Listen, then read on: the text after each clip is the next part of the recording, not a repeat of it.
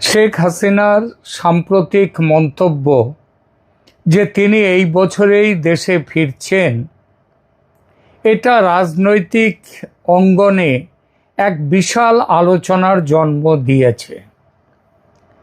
এই আলোচনার জন্ম দিয়েছে, এর সাথে সাথে আবার বেশ কিছু প্রশ্নেরও জন্ম দিয়েছে। যারা এটাকে বিশ্বাস করছেন না, মনে করছেন শেখ হাসিনা এমনি এসব কথাগুলো বলেছেন, তারা যেমন এই বিষয়টা নিয়ে বলছে, মুখে অস্বীকার করছেন বটে, কিন্তু এটা চিন্তা করছেন, ভাবছেন, অনেকে ভয়ও পেয়ে যাচ্ছেন যে শেখ হাসিনা দেশে ফিরলে তাদের কি অবস্থা হবে। কারণ এই জল্পনা সন্দেহ যারা করছেন তিনি ফিরবেন না, তারা সন্দেহ করছেন, কিন্তু তাদের মনের মধ্যে ভয়টা আছে, কারণ দেশে ফিরলে তাদের কি হবে। আবার যারা আওয়ামী লীগের ভক্ত, আওয়ামী লীগের কর্মী সমর্থক, তাদের মধ্যে সবাই তারা অধীর আগ্রহে অপেক্ষা করছেন যে কবে শেখ হাসিনা দেশে ফিরবেন। কিন্তু তাদের মধ্যেও আবার একটা প্রশ্ন আসছে মনের মধ্যে, তিনি তো ফিরবেন বলছেন, কিন্তু কিভাবে ফিরবেন। বাজারে কিন্তু অনেক রকম জল্পনা চলছে।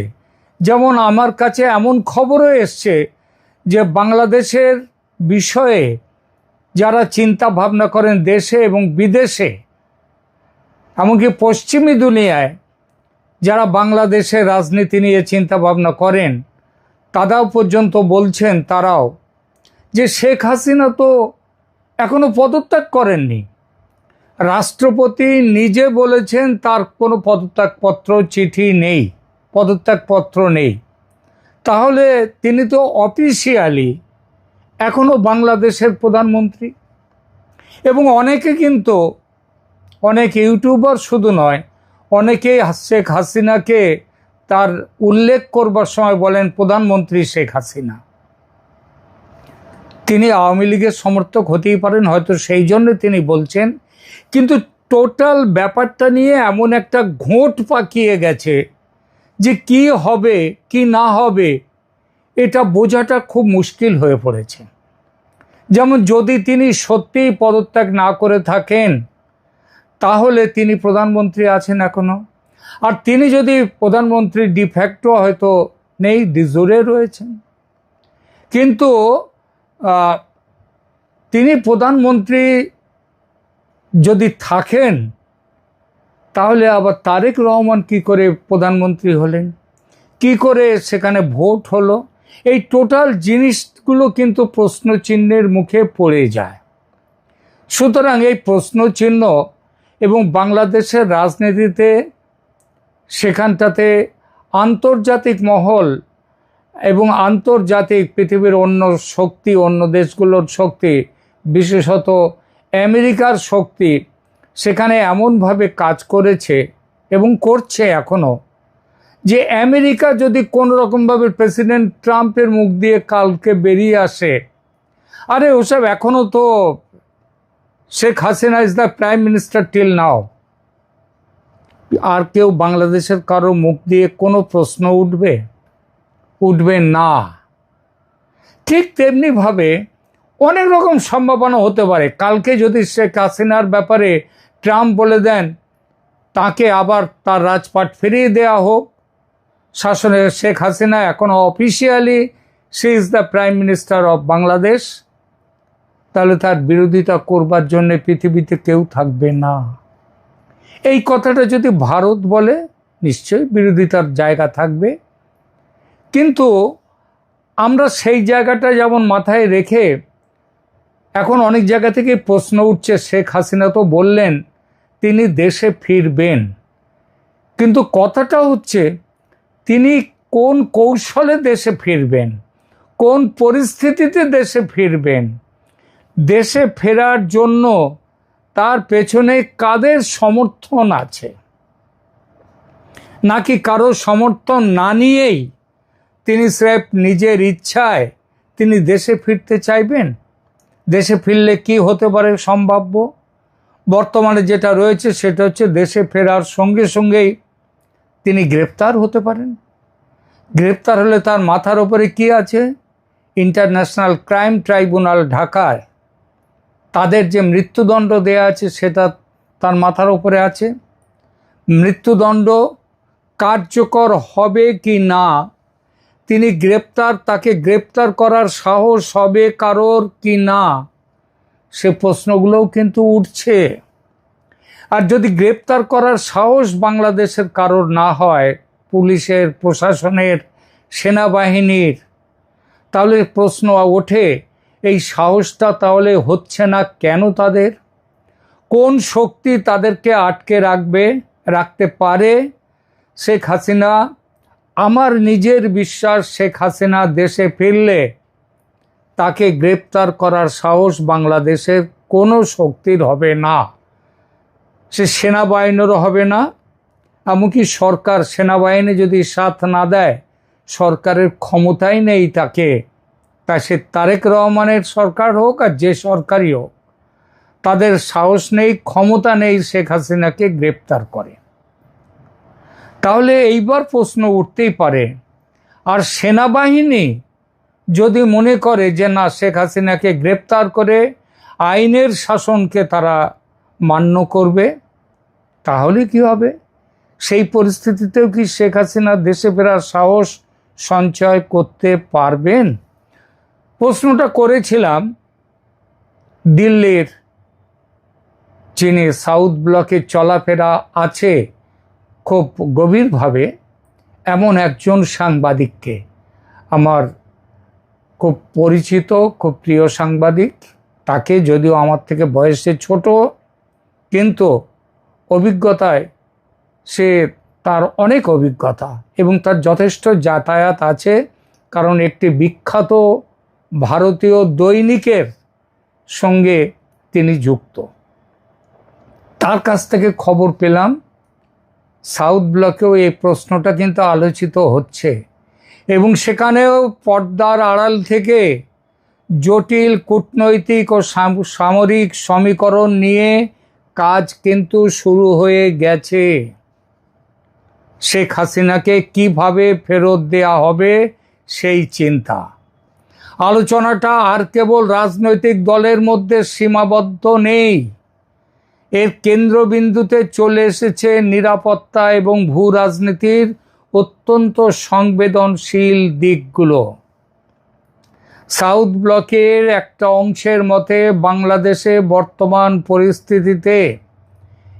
পরিস্থিতিতে সেনাবাহিনীর ভেতরে আওয়ামী লীগ এবং ভারত ঘনিষ্ঠ বলে পরিচিত একটি অংশ আছে। যেমন আছে পাকিস্তান ঘনিষ্ঠ অংশ, তেমনই ভারত ঘনিষ্ঠ এবং আওয়ামী লীগ ঘনিষ্ঠ আছে। পাকিস্তান ঘনিষ্ঠ যারা, তাদের সাথে রয়েছে যেমন জামাতি সেনাবাহিনীর জামাত ঘনিষ্ঠ অংশ, তেমনি শেখ হাসিনারও একটা দল আছেন।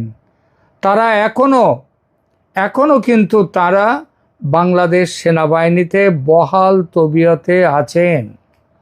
বিভিন্ন নির্ভরযোগ্য সূত্রের দাবি, এই সেনাকর্তাদের সাথে ভারতের জাতীয় নিরাপত্তা উপদেষ্টা অজিত ডোভাল এবং ভারতীয় সামরিক নেতৃত্বের সরাসরি বা পরোক্ষ যোগাযোগ চলছে। কিন্তু কেন এই তৎপরতা? কারণ বাংলাদেশ ও ভারতের দীর্ঘদিনের কৌশলগত সম্পর্কের ভারসাম্য বজায় রাখার জন্যেই ভারত এই ব্যাপারটিও দেখছে।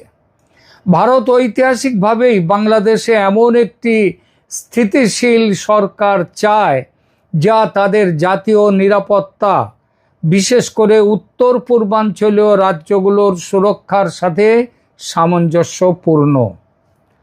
অন্যদিকে সেনাবাহিনীর একাংশের এই তৎপরতা নির্দেশ করে যে বাংলাদেশ সেনাবাহিনীর তাদের এক অংশের এই তৎপরতা নির্দেশ করে যে ক্ষমতার পট পরিবর্তনের পরেও প্রভাব বলয়গুলোতে কতটা গভীর ও দীর্ঘস্থায়ী সম্পর্ক, তার ছাপ প্রভাব এখনো বিদ্যমান রয়েছে।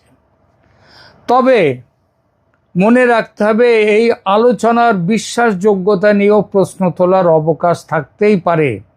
একটা জিনিস, সেটা হচ্ছে কাউকে প্রশ্ন করলে কোনো তরফ থেকেই কোনো স্পষ্ট যেটা সত্যি কথা সেটাও কেউ বলবেন না। সত্যি কথা বলা সব সময় সম্ভব হয় না, কূটনীতিতে, রাজনীতিতে, সব ক্ষেত্রে। বর্তমান বাংলাদেশের পরিবর্তিত জনমত এবং মাঠ পর্যায়ের বাস্তবতা, এই দুটোই শেখ হাসিনার প্রত্যাবর্তনের পথে যেমন চ্যালেঞ্জ, তেমনি তার পথে আবার এটাকে ফুল বিছিয়ে রেখেছে তার পথে মাঠ পর্যায়ের বাস্তবতা। মাঠ পর্যায়ের বাস্তবতা কেন? কারণ হচ্ছে, আপনারা জানেন যে এক গাদা কেস ছিল তারেক রহমানের মাথার ওপর, কিন্তু তিনি নিজে কোনো কেসে কিন্তু অ্যাপিল করেননি সাজা মকুবের জন্যে। তার হয়ে কিংবা ওই একই কেসে অন্যরা যখন তারা অ্যাপিল করেছে, সেই সব অ্যাপিলের ভিত্তিতে তারা ছাড়া পাওয়ার সাথে সাথে তারেক রহমানও ছাড়া পেয়েছেন। নইলে তারেক রহমানের তো দেশে ফেরার কথা নয়, দেশে তিনি ফিরতেও পারতেন না। এই পুরো প্রক্রিয়াতে তারেক রহমানের পাশে কিন্তু দাঁড়িয়েছিল ভারত। কারণ ওই ভারত চেয়েছিল যে একমাত্র শেখ হাসিনার ওপর বেট রেখে দিয়ে, তাকে বিশ্বস্ত রেখে দিয়ে, আওয়ামী লীগের ঝুড়িতে সব ডিম রেখে দিয়ে চলাটা কূটনীতিতে কিছু সময়ে ঠিক ভালো ফল দেয় না, সুফল দেয় না। তারা তারেক রহমানকে বিশ্বাস করতে চেয়েছিলেন এবং তারেক রহমান দেশে ফেরার সাথে সাথে এবং তার মায়ের মৃত্যুর পর তার যে দাফন যখন হলো, সেই সৎকার পর্বে যেভাবে ভারত তার পাশে দাঁড়িয়েছে, আপনারা ভেবে দেখুন সেই একটি কথা। এবং তারেক রহমান দেশে ফেরার 2 সপ্তাহ আগেও পর্যন্ত বলেছিলেন, আমি তো দেশে ফিরতে চাই, যখন তার মা খুব অসুস্থ, কিন্তু আমি ফিরতে পারছি না, কারণ আমি আমার নিজের ইচ্ছায় ফিরতে পারি না। এটা তারেক রহমান বলেছিলেন কিনা আপনারা মনে করে দেখুন। আর তারই 15-20 দিনের মধ্যেই তারেক রহমান দেশে ফিরলেন। তাহলে নিজের ইচ্ছায় না ফিরলে কার ইচ্ছায় ফিরেছেন? মনে রাখবেন যে আমেরিকায় তখন ওখান থেকে বেরিয়ে এসেছিল যে আমেরিকা কিন্তু শেষ দিকে নির্বাচনের কথা যখন চলছে, দিন স্থির প্রায় হয়ে গেছে, তখন আমেরিকা চেয়েছিল জামাত ক্ষমতায় আসুক। কারণ এটা হচ্ছে আমেরিকার চিরকালের রীতি হচ্ছে এইটাই। তারা ওই যে মৌলবাদী সন্ত্রাসী গোষ্ঠীদের মদত দেয় একটা বিশেষ দূর অবধি, নিজেদের কাজ গুছিয়ে নেয়, তারপর তাদের বিরুদ্ধে আবার লেগে যায়। এটা সর্বত্র হয়েছে, এটা সর্বত্র, সব দেশে এইটাই করেছেন। ইরানে পর্যন্ত এই যে রেজা পাহলভি শাহ, ইরানের শাহ, তাদের বিরুদ্ধে এই যারা ওখানকার যে মৌলবাদী শক্তি, যারা এখন ঘোর আমেরিকা যাদের বিরোধ করছেন, এদেরকে মদত দিয়েছিল আমেরিকা। একই জিনিস আমেরিকা করেছে আফগানিস্তান সহ পৃথিবীর অন্য দেশে। এমনকি যে ওসামা বিন লাদেন, তার গুরু, তিনিও পর্যন্ত আমেরিকার প্রোডাক্ট। অর্থাৎ আমেরিকা নিজের স্বার্থে একটা দূর অবধি তারা এই জামাত কিংবা মৌলবাদী শক্তিদের তাদেরকে সাহচর্য দেয়, তারপর পিছিয়ে আসে, তাদের বিরুদ্ধে লাগে। ওরা জামাতকে ভেবেছিল জামাতকে দিয়ে পুরো বাংলাদেশ এবং ওই সেন্ট মার্টিনস আইল্যান্ড, চট্টগ্রাম ইত্যাদি সমস্ত ব্যাপার নিয়ে জামাতকে বসিয়ে তারা কাজটা গুছিয়ে নেবে, যেটার জন্য শেখ হাসিনাকে তারা হটিয়ে দিয়েছিল। ফলে বাংলায় আমেরিকার সেই জামাত প্রীতি, সেটা সত্ত্বেও তারেক রহমানকে ফেরত নিয়ে এসে নির্বাচনে তাকে জয়ী করানো, এটা অনেকেই বলেন ভারত আছে এর পেছনে আছে ভারতের ইঞ্জিনিয়ারিং।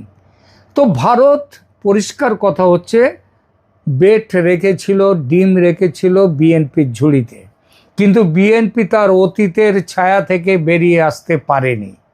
তারা সেই একইভাবে তারা ভারতের বিরোধিতা করে গেছে, পাকিস্তান প্রেম দেখিয়ে গেছে, চায়নার প্রেম দেখিয়ে গেছে, মৌলবাদী শক্তিকে মদত দিয়ে গেছে ভারত।